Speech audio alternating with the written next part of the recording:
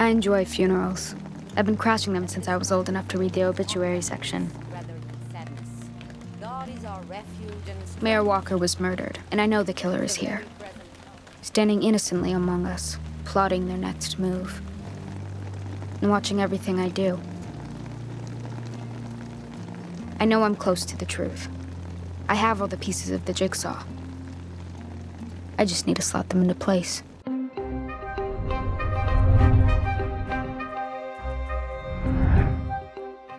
At the mayor's funeral, everyone in Jericho attends, and while Wednesday ponders that the killer is among them, she spots a figure in the woods and chases after them. To Wednesday's joy, it turns out to be her uncle Fester, and as he needs to lay low for a couple of days, she brings him to Eugene's shack. When she shows him a picture of the monster she's been dealing with, Fester recognizes the creature, calling it a hide. And to know more about it, he suggests reading the diary of Nathaniel Faulkner, the person who founded Nevermore. Upon hearing that it's secretly stashed in a safe in the Nightshades library, Wednesday decides they'll sneak out later.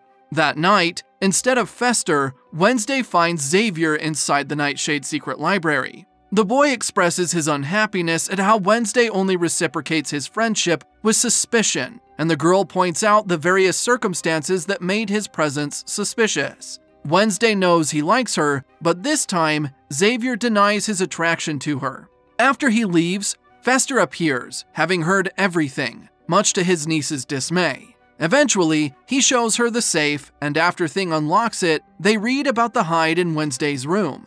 They discover that hides are artists by nature, but vindictive. Born of mutation, the hide lays dormant until unleashed by a traumatic event, or unlocked through chemical inducement or hypnosis. The creature will immediately bond with its liberator, whom the creature will then see as its master. Wednesday realizes she's dealing with not one, but two killers, the monster and its master. Suddenly, Thornhill visits Wednesday, informing her that Enid requested to have Yoko as her roommate for the rest of the school year. As Wednesday insists she's fine being alone, the dorm mother informs her she'll submit the forms to the principal to finalize everything. The next day, after hearing Xavier's intriguing call, Wednesday states she knows what he is, but he only tells her to get lost. With the help of her uncle, she follows the artist, and they discover that Xavier is meeting with 𝐤𝐤𝐤𝐤𝐤𝐤𝐤𝐤. Suspecting that she's the hide's master, the girl seeks out Weems, but she finds 𝐤𝐤𝐤𝐤𝐤 with her.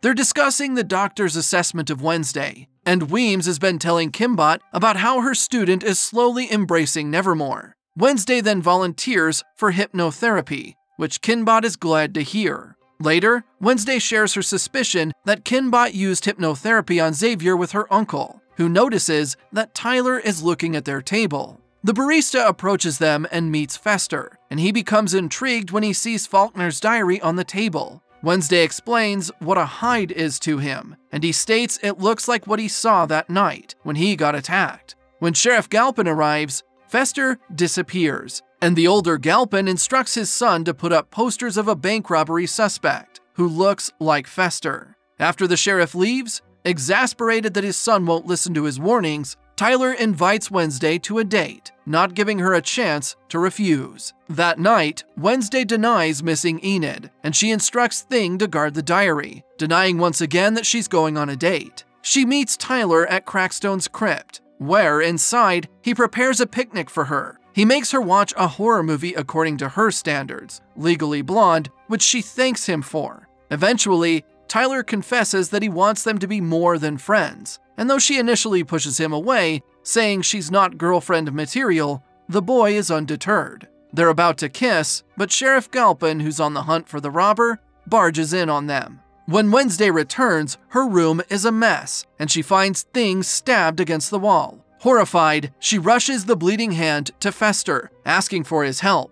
Quickly, her uncle uses his electric ability to resuscitate Thing, and thankfully, he eventually succeeds, much to their relief. Wednesday swears to avenge the hand, before she informs Fester that he needs to go in the morning as the sheriff is near. Later, Wednesday informs Weems about her ransacked room and the missing diary. She discovers that Weems knew that the creature that's been attacking the town is a Hyde, and after dismissing Thornhill, the principal reveals that Faulkner spent years studying Hydes before he was killed by one. 30 years ago, they were officially banned from Nevermore as they're too dangerous, and if it's ever revealed that there's one in their midst, Nevermore will be shut for good. Weems demands to know who Wednesday suspects is, but the student keeps silent. The next day, Bianca approaches her, saying she has information on Mayor Walker's murder.